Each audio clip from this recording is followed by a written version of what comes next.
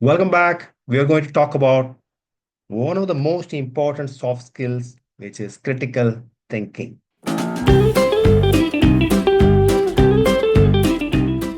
There are many aspects to critical thinking, and in today's episode, we are going to cover the most important aspects of critical thinking, the most important dimensions of critical thinking, so that you get a hang of what it is and you can rate yourself, analyze yourself as to where you are and what are the things that you still need to learn, what are things that you already know and you have already mastered. Let's jump in and see.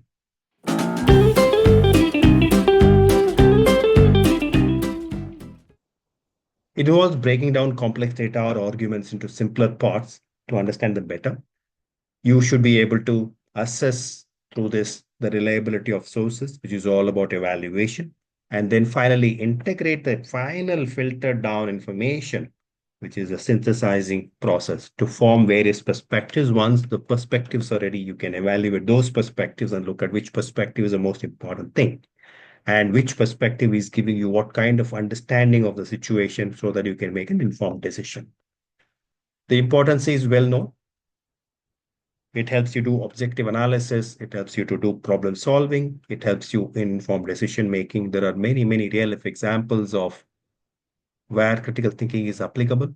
Project manager facing conflicting project proposals uses critical thinking to look at potential risks, benefits, and resources needed for each plan. This leads to selecting the plan that aligns best with the company's interests. If you take Jeff Bezos as a corporate example, critical thinking in Amazon is encouraged by the use of six-page memo, no PowerPoint presentations. Just look at six-page memo where all the information is listed and people gather together in a meeting, not to look at PowerPoint presentations, but to discuss and look at what they need to do. If you look at a Bollywood movie, Three Idiots, Rancho, who challenges conventional belief, is doing critical thinking. If you look at Sherlock Holmes, showcases analytical thinking abilities of Sherlock Holmes to solve problems and find the culprit. There are statistics which talk about critical thinking. Survey by LinkedIn Learning says that 91% of professionals said soft skills like critical thinking are vital for career growth. NAC is also saying the same thing. The question to you, what I want you to reflect is about think of a recent situation where you had made a quick decision. Did you take the time to analyze the information available, or did you rely purely on your instinct? Many of us rely on instinct. There is nothing wrong about it, but many, many situations could be there where instinct can lead us completely wrong. So, what is a step by step guide? Read the scenario.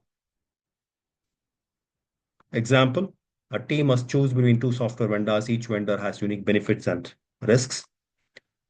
If you this is a scenario, then you will break down the features, pros and cons, and each vendor, what each vendor is bringing to the table, what is the cost associated with each of the vendor, and look at are there any assumptions being made or there any biases because one vendor is already known to us, because one vendor is completely new, or are we biased towards the known vendor? Is there anything like that happening? And then you will come to an objective solution by comparing data, consulting with our teams who are using the vendor and using the software and come to a choice which is supported by evidence. That's the typical process that we do. And when we consciously do this process of thinking is called critical thinking. There are many components to critical thinking. And obviously, as we said, there are three components: analysis, evaluation, and synthesis. I'm not getting into the breakdown of each of these. I'm not getting into case study as well. I'm going to give you the entire critical thinking as a completely free course,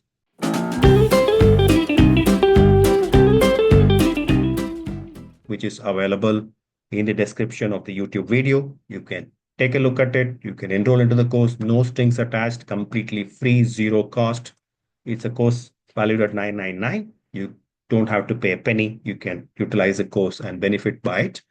And you can see the link in the description.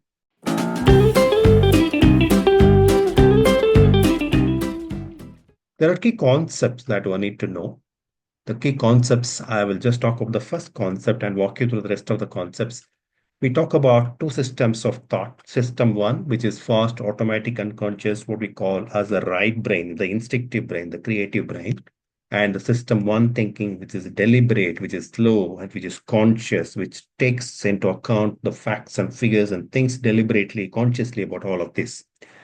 Daniel Kahneman, thinking fast and slow, is the origin of all of these thought processes, origin of all of cognitive biases that we think about, and we have become conscious of it. And that is a second point in the key concept that we will be covering in the course. There are a number of cognitive biases available. I'll go through some of these. A lot of these cognitive biases are well known, some of these are not well known, but all of these are traps, and it is a course by itself in a manner. People rely on a heuristic, which is called as a cognitive bias, that lead to systematic errors. Systematic error means you may not even be conscious of making that error. For example, there's an anchoring effect, there's a loss of question effect, overconfidence bias, substitution bias, prospect theory, availability heuristic, priming effect, and so on and so on and so on. There are a number of biases, and I've covered 20. There are lots more, lots more. I've covered the top 20. And then we go on. The structure of arguments becomes important in critical thinking. How the argument is structured, how is the information presented to you? Because many times when you are in a meeting, you only listen to the information, you only listen to the argument, you only listen to the debate, you only discuss the debate, you are part of the debate. You don't necessarily look at and critically review how the argument is presented, but the way the argument is presented can have a devastating effect or a very, very good effect in terms of moving things in the right manner for the organization. So you need to know a little about logic, a little about how arguments presented can bias you or de-bias you, a little about how you should present arguments when you talk about something which you passionately believe in, something that you think you need to move things in terms of your company, your role. But there are lots of ways of looking at the argument structure. What is an argument? What is validity and soundness of argument? Inductive and deductive reasoning, the logical fallacies which could be there, what and how you assess the premises with which the argument is put, how do you take inferences, how do you look at argument forms, what do you do about ambiguity in language, how do you correct for that, what do you do about cultural assumptions, and so on and so on and so on. All of this in terms of thinking about argument becomes very, very important. And you also need to look at how to think scientifically. And are you able to ask questions? How do you, and who has the burden of proof, and the importance of curiosity, and what is appeal to authority and why it's an important thing to consider. How do you judge extraordinary claims? What do you do about confirmation bias? And things like intellectual humility, and how do you do hypothesis testing, the role of conjecture, and why it is important, and why it is important to also test those conjectures. What are theories? What is observation? How these theories and observation come together? All of these are scientific thinking about critical thinking.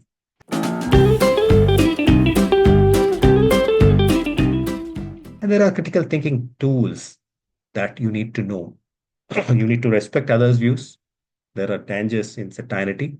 You need to listen well. You need to avoid what is called as echo chambers, which is all about you seeking to confirm your own views, similar views, and therefore your friend circle, the people you talk to in the organization having very similar views and very, very few outside that view.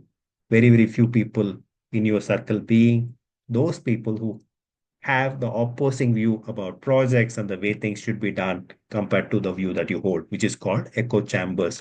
You were listening to whatever you wanted to listen. The value of disagreement and how you disagree, how you properly disagree, importance of conversation, and what I call as intellectual charity.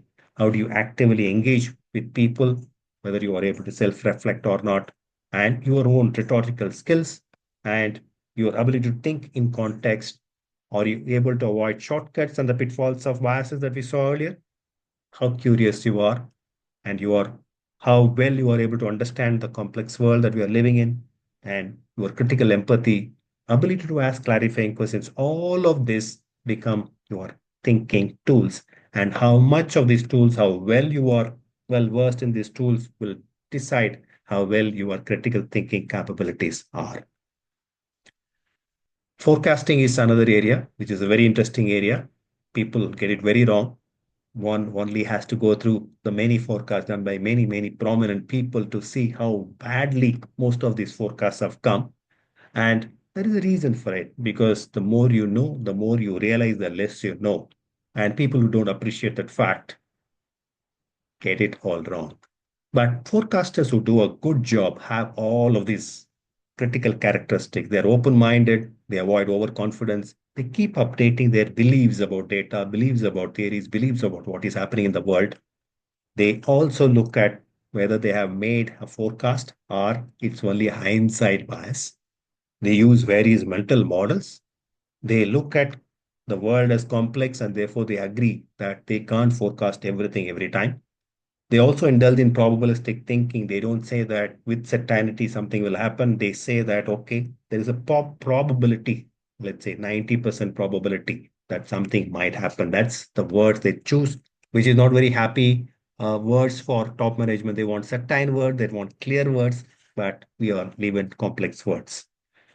And the complex world requires probabilistic thinking and not certain thinking. They are able to break problems into smaller parts. They are able to learn from mistakes. They are able to refine their judgment. They have good forecasting practice. They rely on mix of information, not just one stream of information. They rely on many streams of information. They actively consider alternatives. They have the humility, because you know that you will be wrong most of the time. They widely read. They have very different interests. They bring all of those interests to a place to themselves, so that they are able to understand the streams of information. They're able to verify and fact check different information sources with ease. They are able to avoid groupthink. They don't fall into the trap of thinking like and behaving like the group that they belong to, and they continuously learn. All of these are characteristics of super forecasters who are able to get the future better compared to others. And then there are techniques for critical enhancing critical thinking. How do you enhance critical thinking? You should ask open-ended questions. You should challenge the assumptions which are inbuilt. You should know what are the assumptions, what are the facts and figures, what are verified, what are mere assumptions at this point in time. You should be able to explore alternative perspectives. What are the perspectives? What is A? What is B? What is C? And can we look at from the shoes of customer, shoes of the vendor, shoes of the program manager, shoes of the process owner, shoes of the top management, shoes of the finance team? And when you take a look at all of these perspectives, then that is called exploring different perspectives. And these perspectives help you to think and look at and learn as to what needs to be done. There are cognitive biases that we talked about. You need to step aside from them. You should also be able to reflect and learn from how you are thinking, reflect and learn from what kind of decisions you have made and whether those decisions went right, how did they go right, went wrong, why did they go wrong. All of that would help you to think about your own thinking skills. And you should be able to apply this critical thinking in decision making. You should be able to define the problem clearly. You should be able to gather and analyze data, and you should be able to evaluate possible solutions, which would help you to come to the right conclusion. In the course which is given, complete course which is given, I have also given the exercises. The complete exercises are given, and you can try some of these exercises, which would help you to grade yourself in terms of where you are on the critical thinking skills, and also to help you clarify where and how to go about thinking in a critical manner.